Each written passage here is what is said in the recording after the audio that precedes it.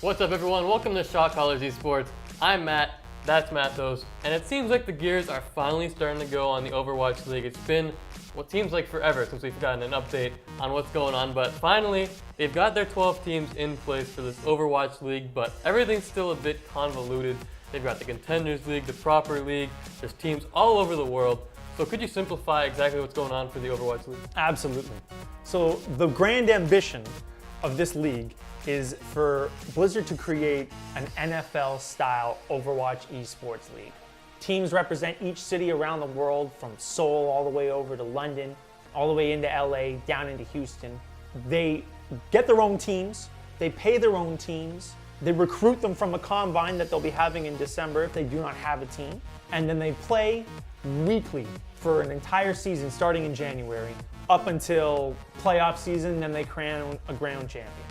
And it's quite the endeavor, to say the least, about how they're going to get this off the ground. You're looking at invitationals for the combine from the top 500 players all around the world. They play in December, and then people pick from the best of the litter to figure out who's going to be on their team, and then it's all up to the owners. Because we don't know how that combine is going to run. We don't know what the setup is for the play-by-play. Are they playing in pools? Are they going to have head-to-head weeklies? They're all going to be playing in LA, so they're flying them all in there, but we don't necessarily have any of the details necessary to really extrapolate on how the league is going to run.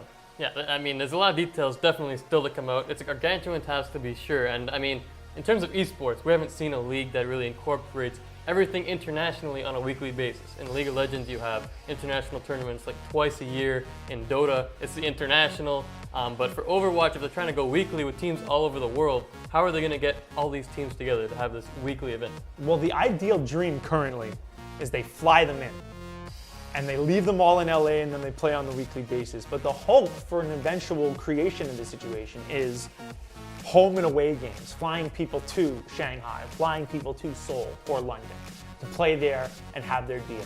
Because with all the teams, they need their merch and they need their marketability, and selling tickets in your own stadium would be quite the way to make that bank back, that's for sure. Right now though, 12 teams, half of the people involved in these teams are just investors hoping to make their teams on the days of December. All the smaller teams, they're out of luck. They've been priced out.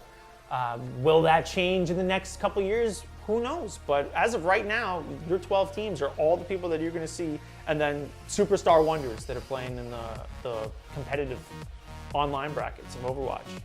And when it comes to Blizzard, when it comes to deadlines and getting things done on time, they're not always number one at that. I mean, we've seen in the past with their games, Hearthstone, Diablo, whatever you want to call it. Yeah. Blizzard not always on top of their game, and there's a harsh deadline on this. It's starting January 10th, the Overwatch League is. So they've got some work to be done. Do you think they can get it up? Work is quite the understatement. This task is monumental. You're talking about a combine to assemble 6 teams minimum. So you need, these teams branch from 6 to 12 players.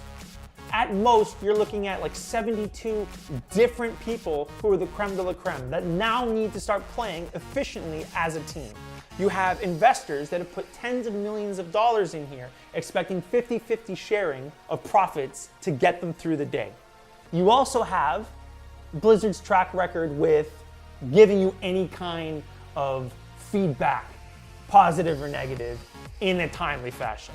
They just released a video not last week about how the toxicity of the online community and them trying to deal with that is detrimental to their dev cycle. This is, first of all, that's ridiculous in its own right, but this is the kind of company where you're hoping that they were building this house while trying to find people to live in it. And the ideal circumstance would be it's already built and they just haven't unveiled it to the realtors yet. But who knows? I mean, you could walk in there and find that you don't have cold water, or the hardwood floor isn't in the basement yet. You don't know what's gonna happen. It's just, there's too many ifs and maybes, and they're playing their cards understandably close to their chest, maybe for pomp and circumstance at BlizzCon, but I'm pessimistically optimistic, if that can be a phrase. Considering their track record, it doesn't sound like they might be able to do it, but it's such a leap that even if they, shoot for the moon, and even if you miss, you land in the stars, hopefully the star isn't the surface of the sun.